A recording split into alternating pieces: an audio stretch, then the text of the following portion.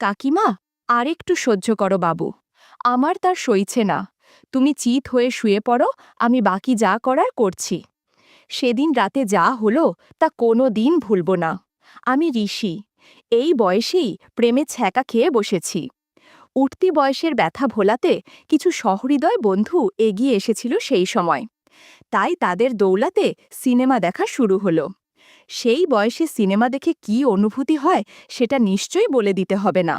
ভগবানকে মানত পর্যন্ত করলাম 10 টাকার, যাতে কারো সাথে বন্ধুত্ব করতে পারি।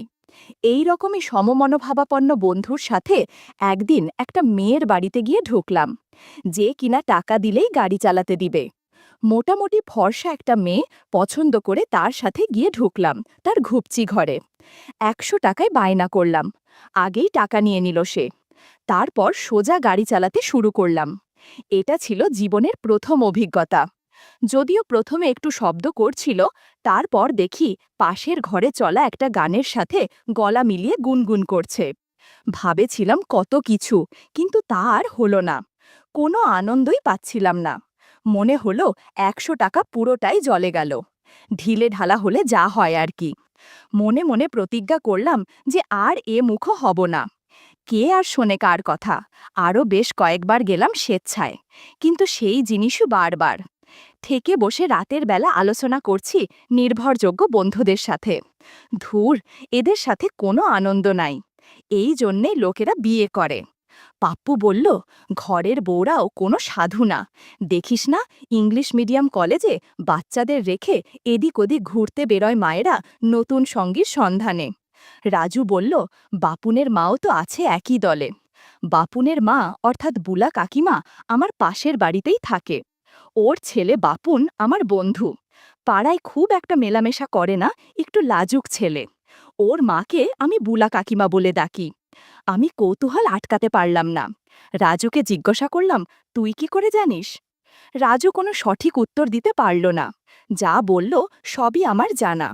এরপর অনেক অনুসন্ধান করেছি, কিন্তু কেউ কোনো প্রমাণ দিতে পারেনি যে বুলা কাকিমা সত্যি এরকম। সত্যি বলতে কি, বুলা কাকিমাকে আমার দারুণ লাগে। মুখটা পুরো মনমোহন সেনের মতো, স্টাইলিশ, চুলগুলো ঘন কালো, কাঁধ পর্যন্ত লম্বা, আর দারুণ ফর্সা। দেখলেই যেন মন ভালো হয়ে যায়। সেই কবে থেকে বুলা কাকিমাকে কল্পনা করে আসছি, কিন্তু কখন কিছু করা হয়নি। আস্তে আস্তে নিজের একটা ফ্যান্টাসির জগৎ তৈরি হলো, যে জগতে শুধু আমি আর বুলা কাকিমা। রিয়া আমার হবু বউ, ফোনে আমরা বেশ গল্পই করি। একদিন সেই রকম আলোচনায় ঘুরতে ঘুরতে রিয়া বলল, তোমাদের পাশের বাড়ির বউটা একটু অন্যরকম না? জিজ্ঞাসা করলাম কেন? ও বলল, না, সেদিন বিউটি পার্লারে গিয়েছিলাম, দেখি উনি বিশেষ জায়গার ওয়্যাক্স করাচ্ছে। আমি বললাম, তুমি কি করে বুঝলে যে ওখানের ওয়্যাক্স করাচ্ছে? ও বলল, সবার সামনেই তো করে, শুধু টাওয়েল দিয়ে আড়াল করা থাকে। ভদ্র মহিলা খুব একটা সুবিধের না। আমি বললাম, যেন? ও বলল, আমি দেখেছি অনেকদিন গড়িয়াহাটে কয়েকটা ছেলের সাথে। বেশিরভাগ ওই সব ছেলেদের সাথে ঘোরে উনি। দেখো, তোমার তো পাশের বাড়ি, তোমার ওপর আবার নজর না পড়ে। আমি যা পারবো না, হয়তো উনি দিয়ে দেবেন তোমার পছন্দের জিনিস। দারুণ লাগবে তোমার, বলে খিলখিল করে হেসে উঠল আর ফোন কেটে দিল। সন্ধেবেলা ঠেকে বসে আছি, দেখি বাপুন কোথাও বেরোলো। আমি সবাইকে বললাম যে দাঁড়া, একটু ঘুরে আসি। সোজা বুলা কাকিমার বাড়িতে চলে গেলাম।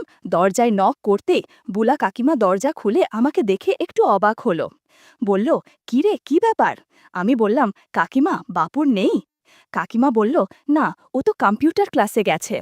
আমি বললাম, আমার একটা বই দরকার ছিল ওর থেকে। কালকে একটা টিউশনি আছে, তাই ভাবছিলাম একটু রিভিশন দিয়ে নেই। কাকিমা বলল, তো বাপুন ফিরে আসুক, তারপরে আসিস। বুঝলাম কাকিমা সহজে রাজি হবে না, তাই সেখান থেকে ফিরে এলাম। রাতে আবার উঁকি দিলাম। এবার বাপুন ঘরেই আছে। আমাকে দেখে বাপুন বলল, আয় আয়, ভেতরে আয়। বুলা কাকিমা একটা হালকা নাইটি পরে আছে। কেমন যেন একটা অনুভূতি হলো। আমি পা তুলে ক্রস করে বসলাম। কাকিমা কিছু বুঝল কিনা জানি না, তবে কাকিমা একটা ওড়না জড়িয়ে নিল। মনে মনে বললাম, বাইরে পূজা, ভেতরে খেলা, মুখে মেলা। কিছুক্ষণ আলোচনা করে বেরিয়ে আসছি। কাকিমা গেট দেওয়ার জন্য নিচে নেমে এলো, আমার পিছন পিছন। বাপন বসে টিভি দেখছে। আমি গেটের কাছে এসে ঘুরে দেখলাম কাকিমা আমাকে কেমনভাবে দেখছে যেন। মনে হয় জাদুর লাঠি দেখে ফেলেছে। কাকিমা সেদিকে একবার আর চোখে দেখল। আমাকে জিজ্ঞেস করল, কিরে, তোর সমস্যা মিটেছে? আমি বললাম, হ্যাঁ কাকিমা। কাকিমা বলল, ঠিক আছে বাবা, মন দিয়ে পড়াশোনা কর। আমার ছেলে তো পড়তেই চায় না। মনে মনে বললাম, ধুর ধুর বাবা বলে দিল। চালাকি করে কাকিমাকে একটু আস্তে করেই বললাম, সেদিন আপনাকে রবীন্দ্র সদলে দেখলাম। কাকিমা একটু চমকে বলল, হ্যাঁ, একটা বিয়েবাড়ি যাওয়ার ছিল। তুই কি করছিলি? গার্লফ্রেন্ড নিয়ে গেছিলি নাকি? বেশ মিষ্টি দেখতে মেয়েটা, আজকে দেখলাম দুপুরে তোর বাড়িতে ঢুকতে। আমি বললাম, হ্যাঁ, ওকেই তো পড়াই। কাকিমা বলল, ও, ওকে পড়াস? বাহ, আগে তো আসতে দেখিনি কোনো দিন। আমি বললাম, না, আসলে মা বাবা নেই বলে আমি বাড়িতেই আসতে বলেছি কয়েকদিন। কাকিমা বলল, ও, তো মা বাবাকে বলে দিলেই তো পারিস। লুকিয়ে লুকিয়ে নিয়ে আসলে নানা লোকে নানা কথা বলবে, তাই না? ও একটা ইয়াং মেয়ে, বদনাম হবে, কি দরকার এসবের? আমি বললাম, না না, মা বাবা জানলে সমস্যা হবে। কাকিমা বলল, তো আমি বলে দেব তো, বল বৌদিকে। আমি বললাম, আচ্ছা বলো, কিন্তু আগে একটা চাকরি পায় তারপর। কিন্তু কাকিমা, একটা কথা জিজ্ঞাসা করব ভাবছিলাম, কিন্তু সাহস পাচ্ছি না। আসলে আমার তো সেরকম বৌদি বা কেউ নেই যে জিজ্ঞাসা করব। কাকিমা বলল, কি? আমি বললাম, এখন না, একটু জরুরি কথা, কিন্তু তোমাকে বলার আগে আমার মানসিক প্রস্তুতি নিতে হবে, আর কারো সামনে বলতে পারবো না। কাকিমা কি যেন ভাবল, বোঝার চেষ্টা করল আমার চোখ মুখ দেখে, কিন্তু ওপর থেকে বাপুনের গলা ভেসে এলো, মা, কি হলো, এখনো গেট দিতে পারলে না? কাকিমা আমাকে বলল, কালকে আসিস, বাপুন না থাকলে। আমি বাড়ি চলে এলাম। সারা রাত বুলা কাকিমাকে নিয়ে নানান ফ্যান্টাসিতে ভেসে চলল মন। পরের দিন সন্ধ্যের জন্য অপেক্ষা করে রইলাম। দেখলাম যে বাপুন চলে গেল। এখন ওদের বাড়ির দিকে হাঁটা দিলাম। কাকিমা দরজা খুলে আমাকে ভেতরে আসতে বলল। কাকিমা একটা চেয়ারে বসল, আর আমি সোফার ওপরে বসলাম। বল, কি যেন বলবি বলছিলি কাল? আজ খুব সুন্দর দেখছে কাকিমাকে। হয়তো বাইরে গিয়েছিল কোথাও, তাই লিপস্টিক পরা রয়েছে। সুন্দর করে চোখে কাজল দেয়া, চুলগুল বারবার কপালের ওপর এসে পড়াতে বারবার হাত দিয়ে সরাচ্ছে। সুন্দর একটা নাইটি পরেছে, হাত কাটা। কে বলবে ওনার বয়স আর আমার মায়ের বয়স একই। ওনার আমার মতোই একটা ছেলে আছে।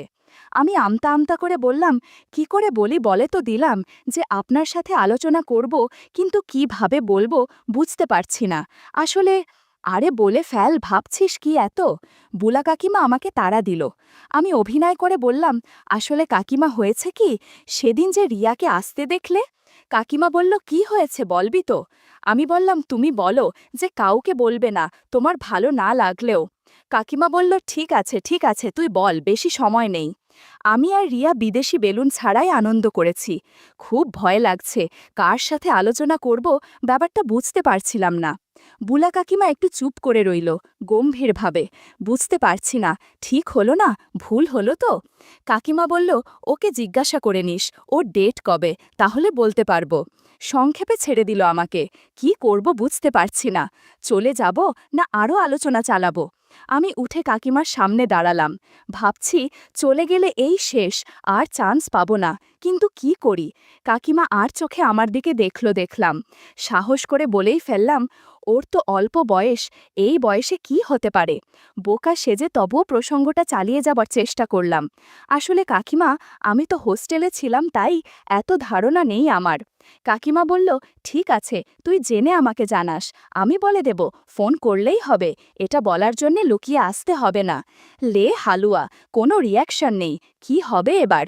লাস্ট ট্রাই করি, যা হওয়ার হবে। আসলে ও এত জোর করল, আমি থাকতে পারিনি সেদিন। এই বয়সী মেয়ে কেন যেন ভালো লাগে না, ওকে বিয়ে করে কি করে সুখী হব তাও জানি না। বুলা কাকিমা চুপ করে রইল, মুখে বিরক্তিতে ভরা। আমি এগিয়ে এলাম কাকিমার দিকে, সাহস করে পায়ের কাছে হাঁটু গেড়ে বসে বললাম, আমার আপনাকে খুব ভালো লাগে, জানি না কেন। খুব গম্ভীর হয়ে গেল মুখটা ওনার। আমি তাও বলে চললাম, আমি সব সময় আপনাকেই কল্পনা করি। তারপর একটু ছক করে বললাম, পাড়ার ছেলেরা আপনার সম্বন্ধে খারাপ কথা বললে আমার খুব কষ্ট হয়, জানি না কেন। বুলা কাকিমা থম মেরে আছে, মুখে চোখে বিরক্তি। আমিও নাছোড়বান্দা। আমি উনার কোলে মাথা রেখে বলে চললাম যে, যাই বলুক, আমার আপনাকে ভালো লাগে। আপনার নাও লাগতে পারে। আপনি রাস্তা দিয়ে হেঁটে গেলে আমি অপলকভাবে তাকিয়ে থাকি। আবার ছক করে বললাম, সেদিন রবীন্দ্র সদন থেকে আপনি একটা ছেলের সাথে চলে গেলেন। আমার বুক ফেটে যাচ্ছিল, হিংসে হচ্ছিল আমার সেই ছেলেটার ওপরে। কি করব বলুন, আমি বেকার আপনাকে নিয়ে কোথাও বেড়াতে যাব বা দামি কিছু গিফট কিনে দেব, সেই ক্ষমতা আমার নেই। আমি অনেক আশা নিয়ে বোলা কাকিমার দিকে তাকালাম, দেখি মুখে চোখে সেই একই বিরক্তি। মনে মনে বললাম, এ তো সাধু সেজে লাভ নেই, সব জানি আমি। কোনো উপায় না পেয়ে জাদুর লাঠি তার হাতে দিলাম, তবুও কোনো উত্তর নেই। আর কোনো উপায় না পেয়ে আমি বেরিয়ে এলাম বুলা কাকিমার বাড়ি থেকে। ঠেকে বসে কি করলাম সেটা ভাবতে ভাবতে বহুদিন কেটে গেল। আমার ফ্যান্টাসি রয়ে গেল। দ্রুত রিয়ার সাথে বিয়ে ঠিক হয়ে গেল। আমিও ভাবলাম, আর কতদিন এইভাবে থাকা যায়, ঘরেই নিয়ে আসি ওকে। বৌভাতের দিন বুলা কাকিমা এলেন। সেই ঘটনার পরে আমিও এড়িয়ে যেতাম, আর উনিও আমাকে এড়িয়ে যেতেন। আজ আমাকে একা পেয়ে আমার কাছে এসে বলল, সেদিন রিয়ার ঘটনাটা নিশ্চয়ই সত্যি ছিল না, তাই না? আমি খুব লজ্জায় পড়ে গেলাম। উনি আমাকে বুঝে ফেলেছেন পুরোপুরি। আমি হাঁ করে ওনার দিকে তাকালাম। কাকিমা বলল, এখন রিয়ার সাথে বিয়ে হচ্ছে, এখন আর সমস্যা হবে না। ভালোভাবে গাড়ি চালাস আর বিদেশি বেলায় সাথে রাখিস। কাকিমার কথা শুনে আমি নিজের কানকে বিশ্বাস করতে পারছিলাম না। এবার যা, তোর বউ আবার সন্দেহ করবে যে আমার সাথে কি ফিসফিস করছিস। আমার মাথার মধ্যে বুলা কাকিমা ঘুরছে। এরম বাউন্সার দেবে ভাবিনি, একদম মাথায় বল লাগলো। রিয়ার দিকে তাকিয়ে দেখি ও পরীর মতো সেজে ওর বান্ধবীদের সাথে হাসি ঠাট্টা করছে, মাঝে মাঝে আমার দিকে তাকাচ্ছে। এখনও সেরকম ভিড় হয়নি, পাড়ার লোকজন তো আস্তে আস্তে প্রায় ৯টা বাজবে। বুলা কাকিমা আজকে বেশ গুছিয়েই এসেছেন মনে হয়। আরও দু একজন পরিচিতকে পেয়ে বুলা কাকিমা সেদিকে ভিড়ে গেল। আমি আর চোখে বারবার দেখতে শুরু করলাম। আজ আমার ফুলসজ্জা, একদিকে নতুন বউ, একদিকে কাকিমা। কাকিমা আজকে দারুণ সেজেছে, সবুজ একটা বেনারসি পরেছেন, সাথে স্লিমলেস ব্লাউজ। আমার মায়ের পাশে দাঁড়িয়ে আছেন উনি, দেখে মনে হচ্ছে যে রিয়ার কোনো বান্ধবী। রিয়াকেও আজ ডানাকাটা পরি ছাড়া আর কিছুর সাথে তুলনা করা যায় না। কলকাতার টপ মেকআপ আর্টিস্ট ওকে আজ যত্ন করে সাজিয়েছে। কিন্তু আমি ঘুর করতে শুরু করলাম বুলা কাকিমার আশেপাশে। বুলা কাকিমা সেটা বুঝেও আমাকে প্রশ্রয় দিচ্ছিল। জানি না কেন, কেমন একটা মনে হচ্ছিল লোকজনের ভিড় এড়িয়ে বুলা কাকিমাকে নিয়ে কোথাও চলে যাই, কিছুক্ষণ সময় কাটিয়ে আসি। সেটা সম্ভব না, ভালো করেই জানি। কাকিমা আমার দিকে কপট রেগে বললেন, আজকে তো নতুন বউ, আমার মতো বুড়ি হঠাৎ কেন পছন্দ? বলেই আমার উত্তরের অপেক্ষা না করে অন্যদিকে চলে গেল। আমি জানি এবার সময় আর সুযোগের সন্ধানে থাকতে হবে, শুধু ধৈর্য ধরে অপেক্ষা করতে হবে। আস্তে আস্তে ভিড় ফাঁকা হয়ে এলো। সবাই বিদায় নিচ্ছে নবদম্পতিকে শুভেচ্ছা জানিয়ে। বুলা কাকিমা রিয়ার দিকে এগিয়ে গিয়ে কি বলল যেন, রিয়া লজ্জায় লাল হয়ে গেল। রাতে রিয়ার সাথে অনেক সময় কাটিয়েছি, কিন্তু প্রতিবার বুলা কাকিমার কথা মাথায় আসছিল। বিয়ের পর রিয়াকে আড়াল করে করে অনেক কথা বলেছি বুলা কাকিমার সাথে। যখনই কথা হতো আমার আর রিয়ার ব্যাপারে জিজ্ঞাসা করত, আমি ভালো করে গাড়ি চালিয়েছি নাকি, এইসব। আমিও খোলামেলাভাবে গুছিয়ে বলতাম। একদিন ফোনে আমি রেগে গিয়ে বলেই দিলাম, আচ্ছা সত্যি করে বলো তো, তুমি কি আমাকে গাড়ি চালাতে দেবে না কাকি? কাকিমা বলল, সেটা যে সম্ভব না তুই ভালো করে জানিস। আমি রাগে ফোনটা কেটে দিয়েছিলাম। এরপর বহুদিন কথা হয়নি। একদিন আমি এক ভদ্রলোকের সাথে দেখা করতে টলিগঞ্জ গেছি। ফেরার সময় দেখি একটা অটোতে করে বুলা কাকিমা ফিরছে। আমাকে দেখে অটো থামিয়ে আমাকে উঠতে বলল। আমি উঠব না, তাও জোর জার করে অটোতে উঠালো। অটোওয়ালাকে বলল, ভাই গলফ ক্লাবের দিকে নিন তো। আমরা গল্ফ ক্লাবের নির্জন রাস্তা দিয়ে হাঁটা শুরু করলাম। কাকিমা প্রথমে বলল, রেগে আছিস কেন? নানা কথাবার্তায় রাগ কমল। ঠিক হলো যে যখন সুযোগ হবে বুলা কাকিমা আমাকে ডাকবে। একদিন কাকিমা ফোন করে বলল, আমার বাড়িতে আয়। আমি 6-9 চিন্তা না করে সিঁড়ি দিয়ে উঠলাম। দরজা নক করতে বুলা কাকিমা দরজা খুলে দিল। আমি থমকে গিয়ে দেখলাম যে আমার জন্যে এত আয়োজন। গাছের বাতাবি লেবু রেডি করে রেখেছে, চোখে একটা ব্লু কন্টাক্ট লেন্স পরেছে, আইলাইনার দিয়ে সুন্দর করে চোখ আঁকা, সুন্দর একটা শাড়ি পরেছে, সাথে স্লিভলেস ব্লাউজ। আমি ঢুকেই ভালো করে দেখলাম কাকিমাকে। যুবতী মেয়ের মতো অপেক্ষা করছে আমার জন্য। বুক ধকধক করছে, এতদিনের স্বপ্ন পূরণ হওয়ার লক্ষ্যে এগিয়ে এসেছে। বুলা কাকিমা আমার দিকে তাকিয়ে আছে, আমিও ওর গভীর চোখের দিকে তাকিয়ে আছি। আস্তে আস্তে করে বলল, কিরে, গাড়ি চালাবি না? বুলা কাকিমার ধৈর্য শেষের দিকে। আমি বললাম, শাড়ি আর পেটিকোট উজে নাও, তারপর এখানে বসো। কিছুক্ষণ পর গাড়ি চালাতে শুরু করলাম। কাকিমা বলল, হায় ভগবান, আমি বোধহয় শেষ হয়ে যাব, আস্তে আস্তে চালাও। ইউটিউবের করা নিয়মের কারণে কিছু ঘটনা সরাসরি বলা যাচ্ছে না। তোমরা কমেন্টে দেয়া লিঙ্ক থেকে আমার ওয়েবসাইট ভিজিট করো, সেখানে একদম মনের মতো গল্প দেয়া আছে, যেগুলো ইউটিউবে পাওয়া যায় না। সারা ঘরে অদ্ভুত শব্দ। কাকিমাকে বললাম, প্লিজ চেঁচামেচি কর না। উপায় না পেয়ে কাকিমার মুখে একটা রুমাল দিয়ে দিলাম। আরও 20 মিনিট পর কাকিমাকে বললাম, আশীর্বাদের প্রসাদ খাবে নাকি? কাকিমা একবারে তৈরি হয়ে গেল। তারপর কাকিমাকে প্রসাদ খাইয়ে আশীর্বাদ করে বললাম, ভগবান তোমার মঙ্গল করুক। একটু পর আমরা সেখানেই বিশ্রাম নিচ্ছি। কাকিমা বলল, রিয়ার কি হবে?